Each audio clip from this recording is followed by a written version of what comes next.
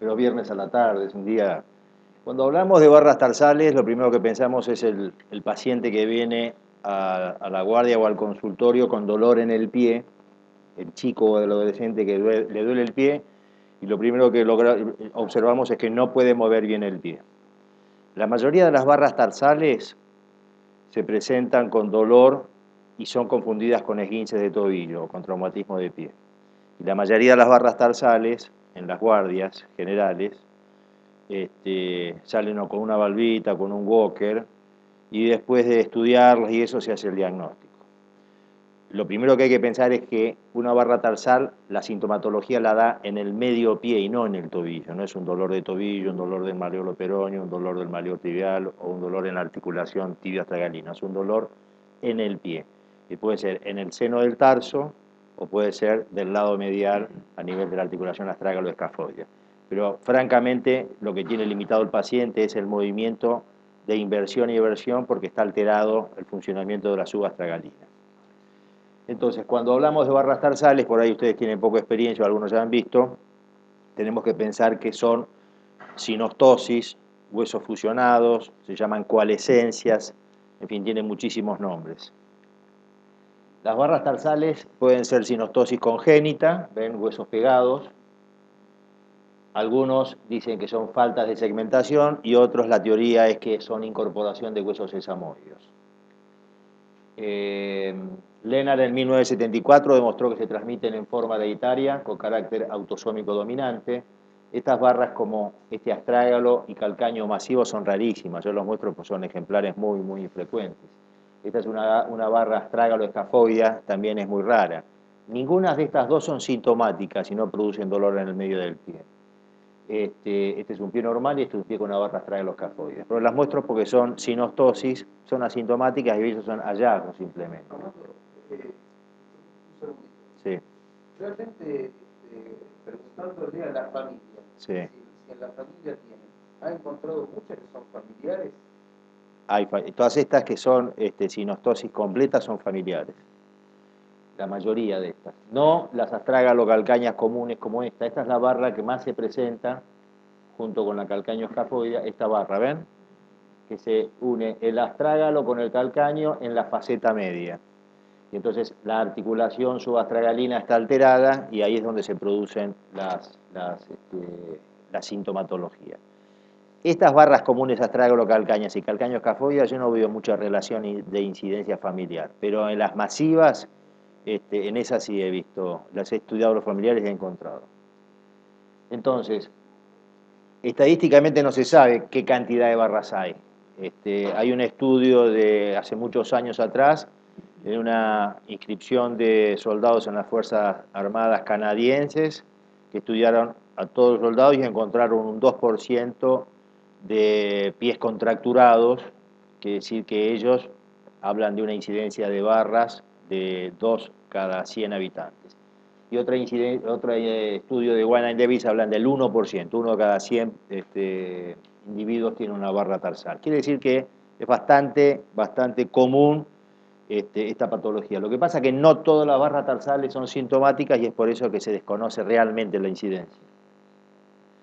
¿Cómo se clasifican? Se clasifican anatómicamente porque puede ser sinostosis, es todo hueso, la fusión es hueso a hueso completa.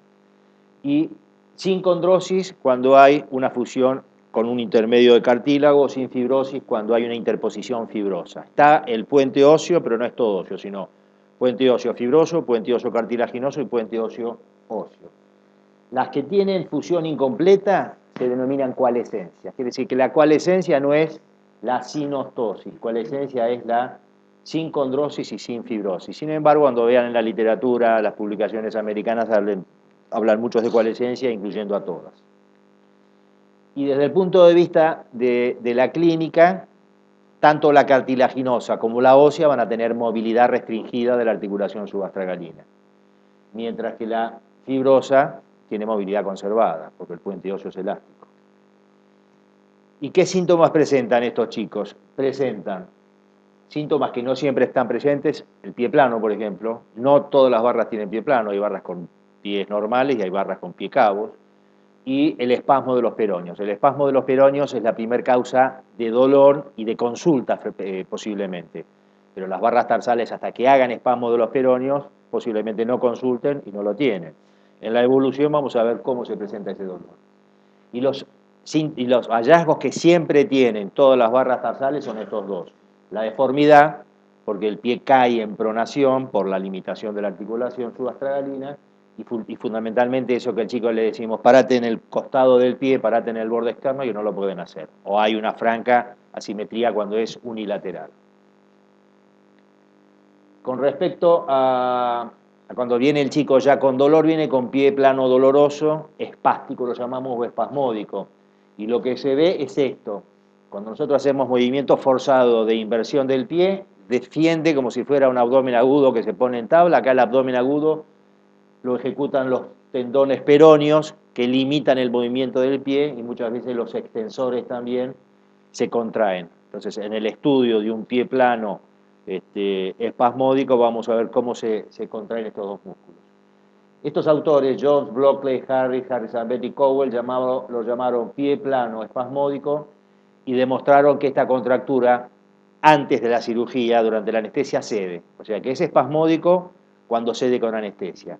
En cambio, es contracturado cuando con anestesia aún ya no cede. Significa que la evolución del proceso doloroso ya hace que este pie esté en las etapas finales y que ya no haya regresión.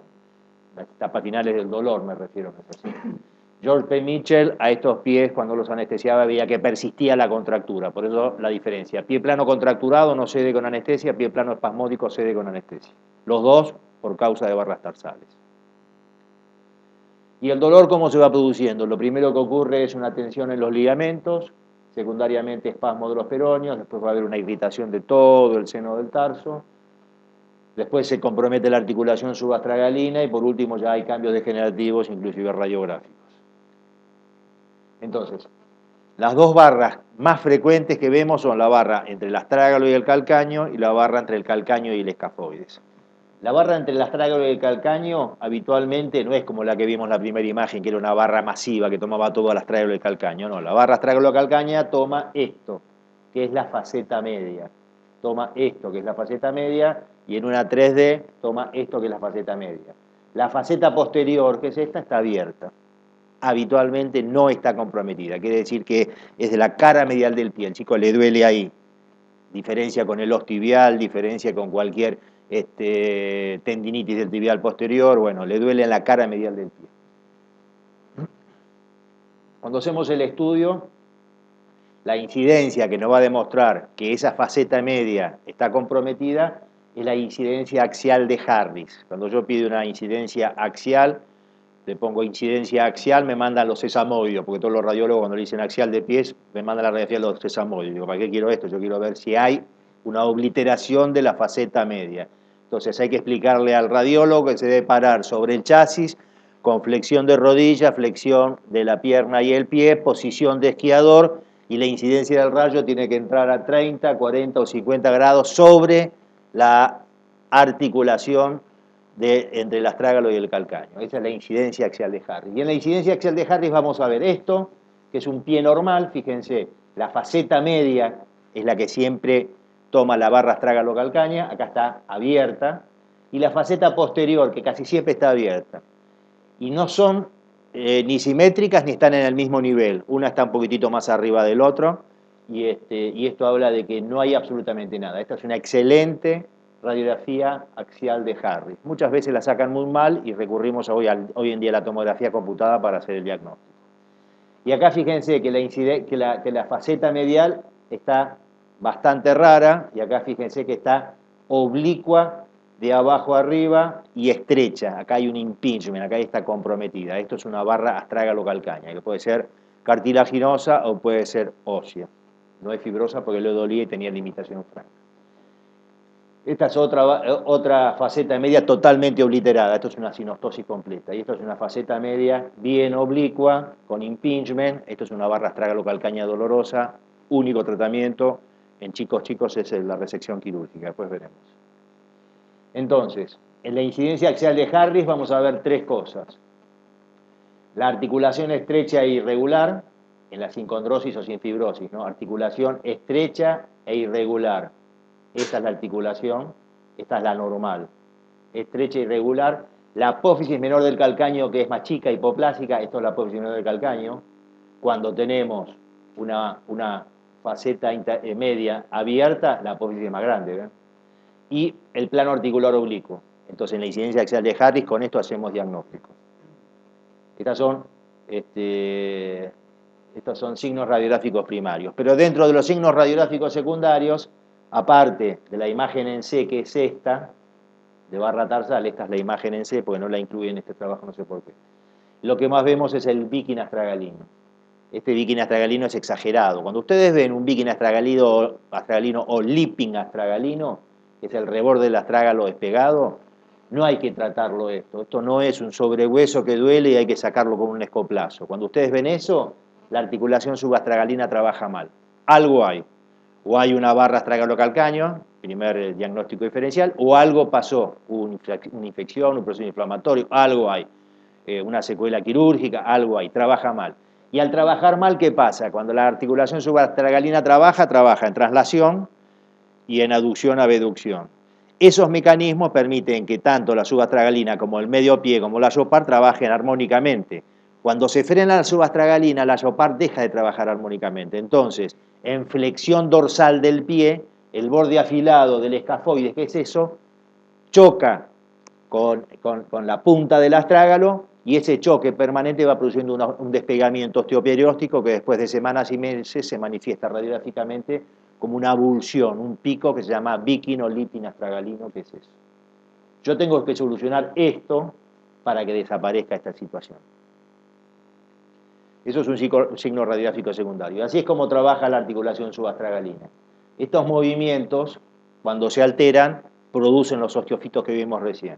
Y aparte de producir esos osteofitos, también producen el pinzamiento subastragalino posterior, que es una imagen radiográfica secundaria. Fíjense, pinzamiento subastragalino posterior, acá está abierto porque es un pie normal, y acá está comprometido. También producen una apófisis lateral del astrágalo ensanchada, que es esta. Esto, fíjense, esta apófisis, mucho más grande, en el surco del calcáneo, que es esto. En el surco del calcáneo, que es esto. La apófisis lateral del astrágalo es la orejuela, famosa orejuela que se ve en las radiografías. Pasando de las radiografías, el estudio más importante es la tomografía computada. En una época hacíamos tomografías lineales, sobre todo para aquellas barras que pensábamos que estaban en distintas posiciones, más anterior o más posterior. Hoy en día no se utiliza absolutamente para nada la tomografía lineal, pero sí se utiliza esto con la tomografía computada. Y en la tomografía computada vamos a ver, de acuerdo a la clasificación de Herzenberg, una barra completa, que es la que veíamos al principio de la sinostosis completa. Vamos a ver una línea cartilaginosa intermedia. Vamos a ver una porción rudimentaria del astrágalo. Esto es una porción rudimentaria del astrágalo. Y vamos a ver porción rudimentaria del calcáneo, cuando el calcáneo es el que compromete hacia arriba la articulación. Las más frecuentes son la línea cartilaginosa intermedia y la porción rudimentaria del astrágalo. En frecuencia son las que más número de pacientes presentan. La resonancia magnética por imágenes, muchos le hacen a las barras tarsales, este estudio no tiene real validez, sirve para aquellas variedades fibrosas, pero realmente el estudio hoy en día es la tomografía computada y la tomografía computada en 3D, que ya lo vamos a ver. Con respecto a la artrografía, yo años atrás la realizaba en aquellos casos dudosos. Había chicos que venían con pies contracturados, rígidos, trabados, les dolía, y todos los estudios radiográficos y de tomografía nos mostraban una barra tarsal. Entonces, el pie contracturado o espasmódico sin barra tarsal es un real problema, pues nadie sabe qué es. Lo primero que hay que pensar es algo metabólico, y después hemos tratado muchísimos chicos con pies contracturados sin barras tarsales, que no sabemos qué hacerle y que tenemos que colocarlos en buena posición y que ceda el dolor. Y en estas edades, 11, 12, 13 años, no pensamos en una artrodesis. Entonces los estudiamos y dentro del estudio realizamos en muchas oportunidades, hoy ya prácticamente no, con el avance de las tomografías, realizábamos artrografía del de la articulación subastragalina. Y cuando realizamos la artrografía, hay que inyectar la sustancia entre el astrágalo y el escafoides, y esa sustancia va a bañar dos cavidades, una cavidad anterior, astrágalo, escafoidea, calcáneo, cuboidea, y después está el canal del tarso con la arteria, el ligamento, y atrás otra cavidad posterior. Hay una variedad de pacientes que tienen las dos articulaciones son tapizadas totalmente independientes, que son dos articulaciones totalmente separadas. Bueno, hay una cantidad de pacientes, pocos números de pacientes, que tienen las dos comunicadas, más, y que tienen comunicadas también la articulación del tobillo. Y en una de las artrografías que hice, me encontré con un paciente que tenía comunicada la cavidad anterior, la cavidad posterior, e inclusive el tobillo. En estos casos hay que agregar más sustancia de contraste, y lo que buscamos fundamentalmente, acá no se ve muy mal, es en la axial, si la sustancia de contraste pasa la faceta o está obliterada. Si la sustancia de contraste no pasa, significa que es una barra tarsal que no se ha hecho el diagnóstico con otros métodos. Para eso le dábamos utilidad a las artrografías de la articulación subastragalina. Pero hay publicaciones importantes, sobre todo en Journal of Radiology. Los americanos han estudiado muchísimo esta articulación con artrografía, muy interesante el tema. Y con respecto al centellograma, este era el estudio patognomónico. Cuando tenemos esos chicos que tienen dolor, contracturas y no encontramos barras tarsales, le hacemos el centellograma. Si el centellograma, el tecnecio, se capta en forma difusa, es un proceso inflamatorio, tumoral, metabólico, lo que fuese. Pero si el centellograma, el tecnecio es captado bien en el sitio de la faceta media, entonces podemos hacer diagnóstico de barra tarsal. Y esto sí es prácticamente patognomónico. La otra barra que les decía, no entre el astrágalo y el calcáneo en la faceta media, es la barra calcáneo-escafoidea, que posiblemente el número sea un poco más cantidad de pacientes esta que la anterior. Y la barra calcáneo-escafoidea es la unión de esto, que es la apófisis del calcáneo, con el escafoides. Cuando tenemos una apófisis del calcáneo en el perfil así, ya tenemos que pensar que hay una barra calcáneo-escafoidea. Ese es el normal y este es el prolongado. Fíjense, esto es un calcáneo normal y esto es un calcáneo que tiene la forma de, los americanos lo llaman anteater nose, que es el pico del oso hormiguero, así lo llaman. En el perfil lo vemos de esa forma, pero la incidencia que nos hace el diagnóstico de barra calcáneo escafoidea, que es esta, que es la unión del escafoides que tendría que terminar acá, y el calcáneo tendría que terminar acá, y acá en el medio tendría que haber una articulación como esta, como esta, como esta. Esta unión se solicita con una incidencia de 3/4 para ver seno del tarso. Y el 3/4 para ver seno del tarso se apoya el pie sobre el chasis, se inclina la tibia hacia adentro y el rayo tiene que entrar a 35 o 40 grados a nivel del seno del tarso. Así como se hace la incidencia de Sloman, 3/4 para ver seno del tarso. Con una sola radiografía hacemos diagnóstico. Pero en definitiva, esta barra calcáneo-escafoidea la podemos ver en el frente. Si uno sabe que el escafoides termina ahí, hay una prolongación y está en contacto. La podemos ver en el perfil, porque fíjense que ahí hay una unión entre el calcáneo y el escafoides. Y la podemos ver en el 3/4 para ver seno del tarso. En edades de niños y adolescentes, las dos barras tarsales, el único tratamiento posible es el tratamiento quirúrgico. Las infiltraciones, los tratamientos con yesos, los tratamientos de otro tipo, lo único que hacen es permitir que progrese el cuadro y que termine con pies realmente contracturados, y en el adulto una barra tarsal que duele y que el pie no lo mueve termina en una artrodesis. En chicos tratamos de evitar, y por eso tratamos de estudiar lo más posible estas patologías para resolverlos en estas edades. Esta es la clínica típica de una barra tarsal. La hacemos parar en punta de pie del chico, un pie lo invierte, está perfecto, y el otro pie en punta de pie queda pronado, imposible que modifique, no se puede supinar el retropié. Con esto hacemos diagnóstico. Podemos poner el coalición. Eso.